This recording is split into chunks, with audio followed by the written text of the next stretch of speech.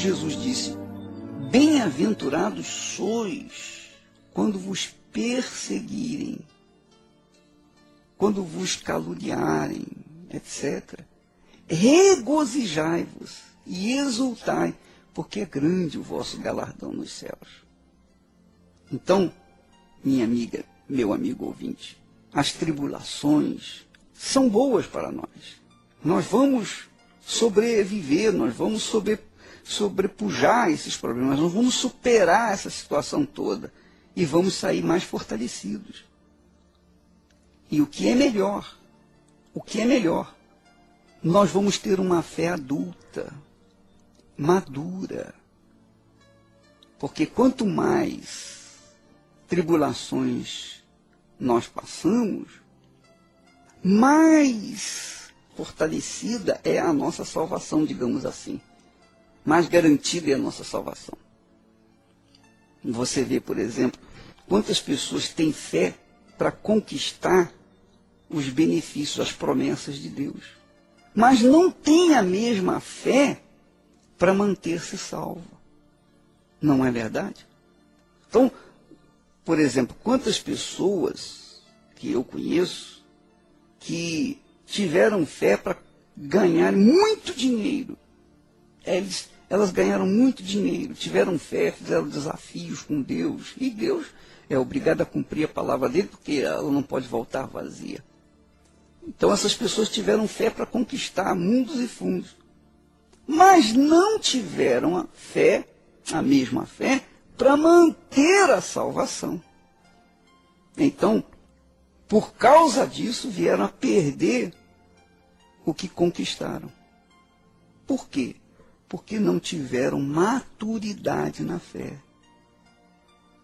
E a maturidade vem com as experiências vividas nas tribulações. É isso que nós temos que ter consciência. Por exemplo, não é que eu seja mais santo do que você. Não é que eu seja melhor do que você. Mas eu tenho 45 anos vividos na fé, em sintonia com Deus. Então, eu não sou uma criança na fé. Eu não sou um menino na fé. Então eu tenho mais experiência do que você, que tem 10, 15, 20, 30 anos na fé. Então eu tenho mais experiência do que você. Portanto, eu estou na sua frente. Eu estou na sua frente. Mas isso não significa que eu seja melhor do que você. Não significa que eu tenha mais fé do que você. Não. A minha fé tem mais experiência, é mais madura do que a sua, que tem menos idade. E uma pessoa que tem 50 anos de fé, ela tem mais experiência do que eu. Quer dizer, é isso que vale na vida espiritual. Porque o que adianta a pessoa ter toda a fé do mundo, mas não ter uma fé madura, amadurecida? Ela não suporta quando vem as rebordosas da vida.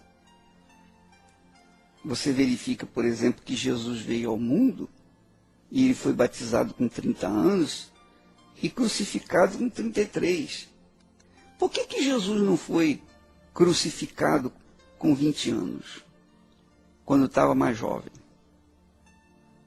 Primeiro porque ele teve que passar os seus ensinamentos. Ele teve que viver a fé e depois passá-la para os seus discípulos. Porque até os 30 anos ele não se manifestou. Ele ficou na dele.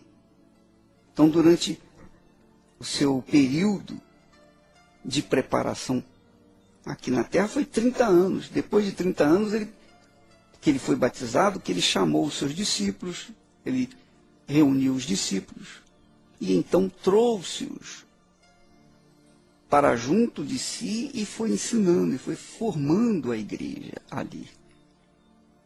E ele ensinou tudo isso que nós sabemos, que está escrito nos evangelhos.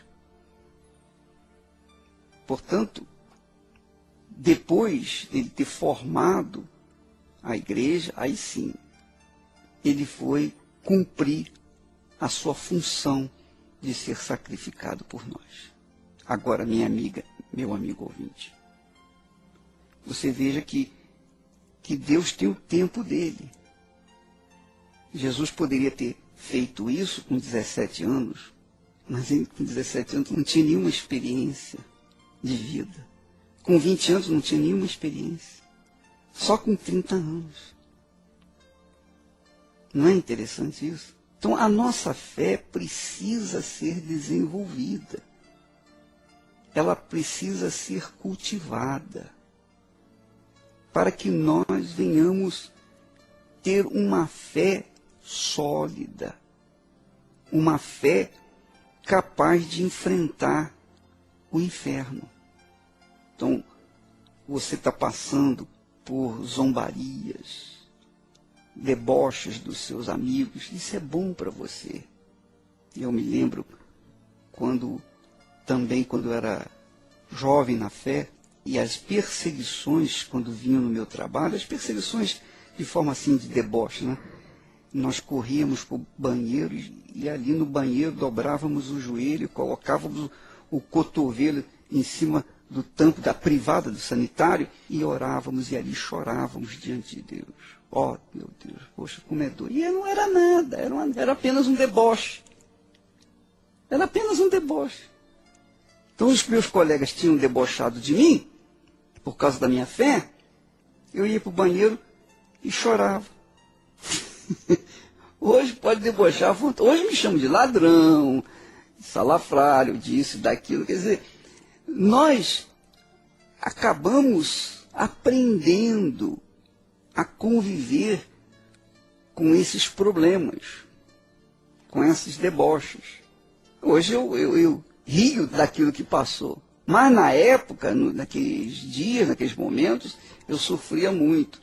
Então, hoje talvez você esteja chorando, mas amanhã você vai ficar, que bobagem, eu era tão criança, tão infantil, a minha fé era tão infantil, que eu chorava por causa de deboche, por causa disso, daquilo. Olha, minha amiga, meu amigo ouvinte, eu quero que você saiba, que aliás nós já falamos isso exaustivamente na vez passada, alguns dias atrás, mas eu vou refrescar a sua memória. E é muito bom, muito bacana, quando Pedro, o apóstolo Pedro, diz assim: amados, quer dizer, os que são de Deus são amados, não estranheis o fogo ardente que surge no meio de vós. Não estranheis. Quando a pessoa é criança na fé, ela estranha. Mas quando ela não é criança, quando ela já é adulta na fé, madura na fé, ela não estranha. Não estranheis o fogo ardente que surge no meio de vós, destinado a provar-vos. Quer dizer, esse fogo ardente das perseguições é para provar a nossa fé. É provar-nos.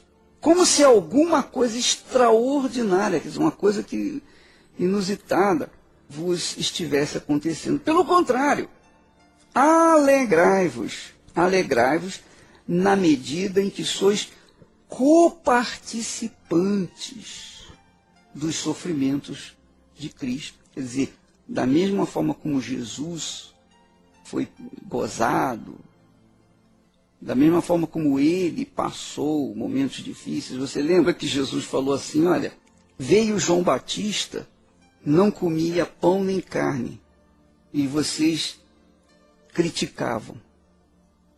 Veio o Filho do Homem e come pão e carne, vocês criticam. Quer dizer, não tinha jeito. Não tinha jeito. De uma forma ou de outra, o cristão é motivo de pilhérias entre os incrédulos. Jesus passou por isso.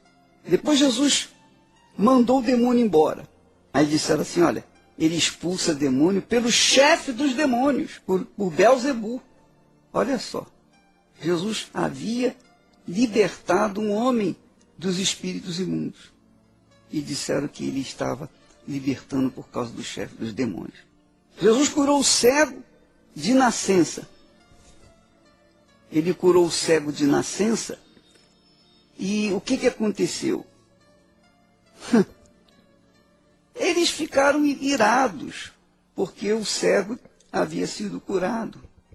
Ao invés de darem graças por causa daquela cura maravilhosa, eles ficaram irados e procuravam matar Jesus. Quer dizer, o nosso Senhor, o nosso Redentor, o nosso Salvador, passou por pilhérias, por gozações piores do que nós temos passado, para deixar para nós a experiência, né, de que se ele passou, nós também passaremos. Ele disse, olha, se me odeiam, odiarão a vocês também. Quando o mundo nos odeia, odeia porque nós não somos do mundo. Que maravilha, né? Que maravilha. Então Pedro fala lá na sua carta, não estranheis o fogo, porque alegrai-vos, ao contrário, deveis alegrar-vos, porque sois coparticipantes dos sofrimentos do Senhor Jesus. Porque sobre vós repousa o Espírito de Deus, o Espírito da glória. Então o Espírito de Deus e da glória repousa sobre nós. E isso nos dá alegria, nos dá conforto, nos dá tranquilidade. Quer dizer, interiormente a gente fica bem. Exteriormente a gente sente na pele as humilhações. Mas no interior a gente se sente confortado porque o Espírito de Deus repousa sobre nós. Não é bacana, amiga e meu amigo ouvinte? Pois é, amanhã nós estaremos falando mais a esse respeito. Mas tenha bom ânimo, porque Deus é contigo. Tenha bom ânimo, porque Jesus, o quarto homem, está aí do seu lado, ou está dentro de você, na pessoa do Espírito Santo.